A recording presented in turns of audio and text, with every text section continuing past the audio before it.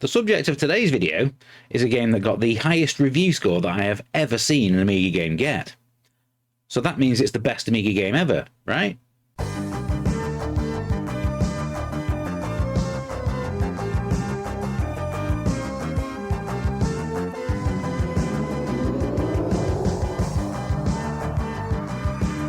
Hello everybody, welcome to the Re-Review, the series where I get to replay and reassess games from my favourite gaming era. I'm Brian, also known as UK Gen Zoidberg, and by the time this video is available for you to watch, it will already be December again. This has been the best year ever for this series, with record numbers of you watching me ramble on about Amiga games. In fact, my video about cannon fodder that I published way back in March this year has actually gone on to become the second most watched video ever on our channel, and I'd like to thank you all for watching.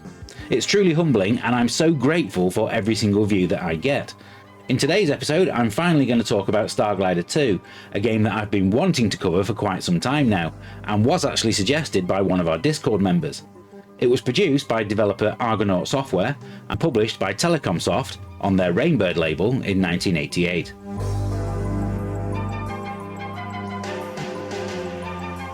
As you're probably aware if you're a regular viewer of this channel, my first job as a games journalist was on Games X magazine, and in the first issue of that magazine, whilst I was beavering away on my review of Shadow Dancer, our southern news editor was paying a visit to the highly praised software developer Argonaut Software. There he got to interview the company's founder, Jeremy San, more popularly known as Jez San. In the interview, he told how he had set up Argonaut off the back of Starglider, which he had released for Commodore 64, Atari ST and Amiga in 1985. That game had been developed while he was still a teenager, and was highly praised for its smooth wireframe vector graphics and gameplay. I can remember the game constantly being played in my local game store as a way to demonstrate just how good 16-bit machines were. It was played so often that the start of the game's music is forever burned into my psyche. That's how much I heard it. Off the back of Starglider's success, Activision would offer them the chance to work alongside software studios in converting Sega's Afterburner to 16-bit systems. In the interview, San claimed that he felt the game was ultimately let down by the quality of the artwork that they had provided. Despite this, I think it's the best version of Afterburner to appear on the Amiga, with another version by Weeby Games being published by Sega themselves, but only in the US. Rather than stick with the wireframe graphics of the original game, when Starglider 2 was developed, it would quickly become the poster child for just what was possible with 3D vector graphics, and is often cited as a benchmark title for the time. It was also produced using Argonaut's dual loading system that allowed both the Amiga and Atari ST versions to load from the same floppy disk. Their output on the Amiga would conclude with Birds of Prey in 1991, and that game was the reason for the interview in the first place. This flight simulator was published by Electronic Arts, and would quickly become known as one of the best and most accessible games of its type on the Amiga. During this time, Argonaut was working on converting Starglider to the NES, and although that game wasn't finished, it ended up drawing the attention of Nintendo. They suggested that instead they work on something for the upcoming Super NES, and that led to them becoming directly involved in the creation of the Super FX chip and its first game, Star Fox. Although in the UK, as there was already a game called Star Fox on the shelves, the game had to have its title changed to Star Wing. Star Fox was of course a massive hit, starting one of Nintendo's most enduring franchises, and consequently Argonaut would continue to work closely with the company on more games for the system. Stunt Race FX and Vortex would not have the same impact though, so the inevitable sequel to Star Fox was developed instead. For reasons known only to Nintendo themselves, the planned 1995 release never happened though, and the game would instead stay sat on the shelf all the way until 2019, when it was included as a secret unlockable extra on the Super Nintendo Classic Mini. Argonaut would continue to produce licensed games during this time, published across multiple systems, but their next big release was Croc Legend of the Gobbos in 1997. Although it was released for the PlayStation and Saturn, the game actually has its origins in a couple of rejected prototypes that they had produced for Nintendo. The game ended up being published by Fox Interactive instead, who Argonaut had a close working relationship with, having produced an excellent but overlooked first-person shooter based on Alien Resurrection. I felt that as a platform game, Croc was let down slightly by having tank controls over the main character, but it was successful enough to get a sequel and a recently released remake that came out earlier this year. Games based on Harry Potter movies and a couple of Bionicle titles followed, as well as a surprisingly decent game based on the awful Halle Berry Catwoman movie. Their final game, however, was Malice, a one-time Xbox exclusive that had a very troubled journey to release, before it was unceremoniously dumped into stores to be quickly forgotten about. Jez San was awarded an OBE in 2002 for services to the UK video games industry, and the Argonaut Group, which comprised of Argonaut Software, Morphine Limited and Just Add Monsters, filed for administration in 2004. San was able to buy back Just Add Monsters from the administrators though, and they would go on to become Ninja Theory, producers of Heavenly Sword and the Hellblade games, where he remains as a company director to this day. Now though, let's go back to 1988 and see what all the magazines had to say about Starglider 2 upon release. I've seen some high review scores in my time making this series, but this marks the first time that I've ever seen a score as high as 98%. Starglider 2 was kind of a big deal in 1988, and every single magazine that reviewed it featured it on the cover in some way. The 98% score came in issue 42 of Zap 64 from October 1988. What makes this even more impressive is the way that Zap reviewed their games meant that it wasn't just one person's opinion, with 3 people having to agree on the score. The overall summary stated that it was a unanimous decision in the Zap office that the game was the best game released for the Amiga so far. The superlatives didn't stop there either. The Games Machine, a multi-format magazine published by Newsfield, asked on its cover whether Starglider 2 was the most enjoyable game of the year or not. Their 3-page review covered the Amiga and Atari ST versions simultaneously, with the Amiga version scoring a few percent higher. And they stated that the game was so good that it would probably contribute to increased sales of 16-bit systems in order for people to play it. Only 2 magazines gave it a score lower than 90%. Your Amiga gave the lowest score of 84%, whereas in the first ever issue of the One magazine, they also reviewed the Amiga and Atari ST versions simultaneously, ending up awarding the Amiga version 89%, which was 4% higher than the Atari ST version. Across all UK Amiga and multi-format magazines, I found 10 reviews in total, and the average score is a hugely impressive 92.4%. Over on Lemon Amiga at the time of writing, it has a user score of 8.38 from just 85 votes. 3 of those votes are for a score of just 1 out of 10, whereas 52 people scored it 9 out of 10 or higher. Now though, it's time for the playtest, so let's load the game up and see what I think of it.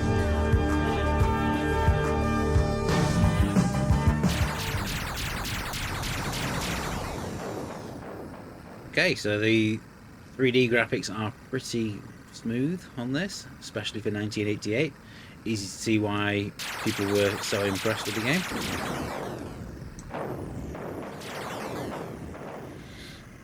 I mean, there is actually a lot more to this game than just being a 3D shooter, which is probably why I never really got into it back in the day. Because I actually have the manual to my side with all the keys that I'm going to need for things like Star Drive and Tractor Beam and stuff like that. I've jotted down on a post-it note some coordinates, and I'm going to be trying to head to those coordinates now. So I need to go to 8552 apparently. So that number in the top left-hand corner tells me where I need to be. So first number needs to be 85. Holding down the right mouse button will speed up the ship. Left mouse button fires my weapons. That looks like an entrance to a tunnel.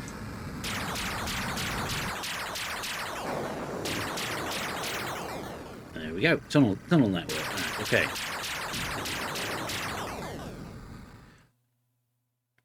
So this is the depot. This is where it's now going to tell me what we're going to need for the rest of the mission. So they're short of a few supplies. Do they want us to build us a bomb? Answer is yes. Press the Y key. So yes, we do. Okay, so I now need to head to the planet Eon. So I need to get onto the surface of the planet again. And I probably need to refuel, because I'm guessing one of those gauges on the left-hand side is telling me how much fuel I have. Oh no. Well, that's not very good. The Icarus was destroyed. So see these power lines here? Apparently if I fly alongside those, that's how I can refuel the ship. But I think I don't need to go to the depot right now, do I? Because I've already been there. So let's head up into space. How do I... What button do I press to examine what's in my... Tractor beam... I. There you go. Well, let's go to Dante. So D for the star drive. Apparently on Dante I can find some nodules on the surface to tractor beam up. Okay, so here we go. Planet Dante. But I honestly expected this game to be much more of an arcade game than it is, especially considering what Argonaut went on to do. Oh, and I've been destroyed again. So it is pretty enjoyable to just fly around and explore. I'll give it that. So yeah, so flying close to those power lines has increased my power, which is that grey bar on the left. Castron is the other. Right. So it should be another moon on the other side. Is it that one? That's Enos. That's where I need to go.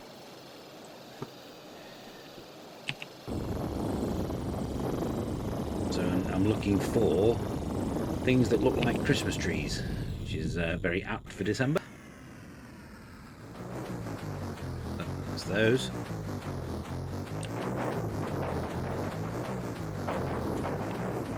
Oh, well, I can't help but feel a little bit disappointed in the game though. I mean, a little bit more guidance as to what you're actually supposed to be doing in terms of in the game itself would be nice. Apparently, the novella that comes with the game in the box is something that you actually have to read in order to complete about a quarter of the game. Because there's information in there that the game itself doesn't tell you, and that I don't think that would stand in the modern gaming world. I need to try and pick up one of these trees then, clearly, don't I? Right. So T for tractor beam.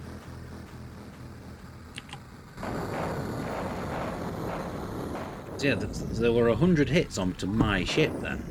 So how do I know when I'm being hit? I mean, the manual gives you all kinds of information that the game itself could do with telling you. Because there's a star map in the manual as well, telling you where all the planets are in relation to each other. And I do get the impression that the game needed to have, I mean, just something as simple as pressing the M key to bring up a map would have been nice, but that's not here. Although from a technical standpoint, I can still see why this game was so well received.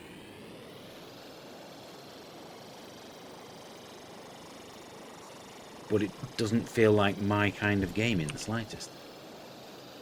So if I grab one of those trees with a tractor beam, pressing the M button should bring it toward me.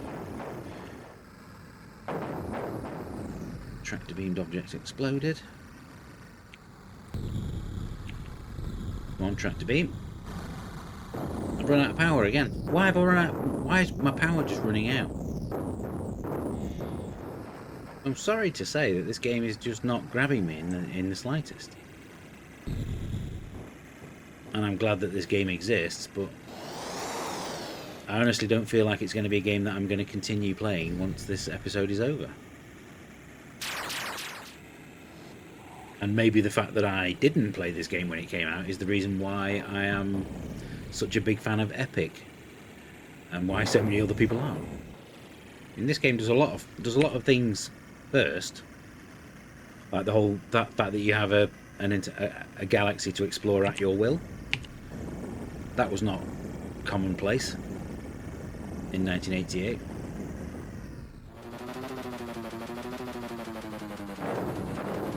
Tractor beam object exploded.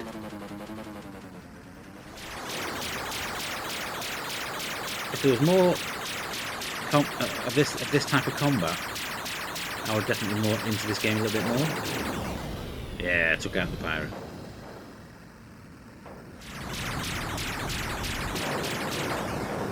Oh, and they are being destroyed. And I think that's where I'm going to leave this playtest. So let's move on to my final summary.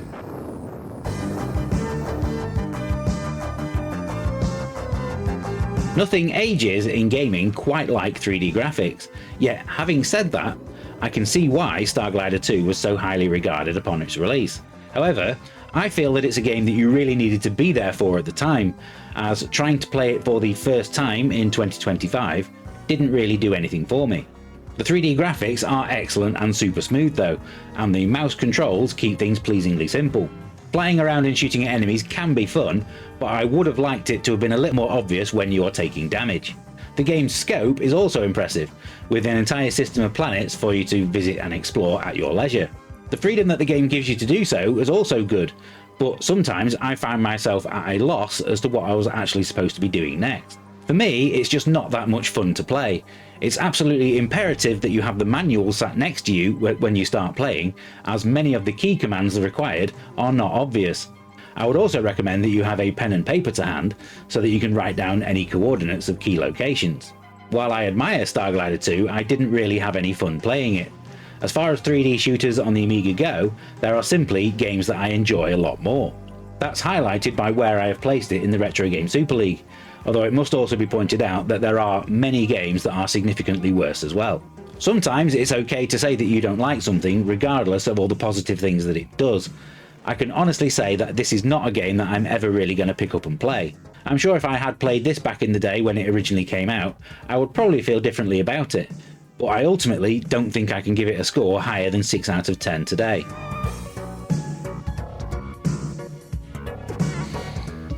Thank you for watching this re-review of Starglider 2. There are probably lots of people out there currently screaming at their monitors telling me that I'm wrong, and that's fine. This is merely my own opinion, and I'm not saying that you're wrong in your assessment. I'd love to know what your memories of the game are though in the comments, so please do tell me.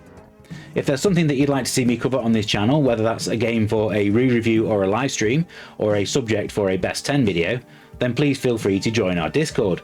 We have channels on there all for gaming chat, retro game score challenges and quizzes, as well as somewhere where you can make your suggestions of content for the channel.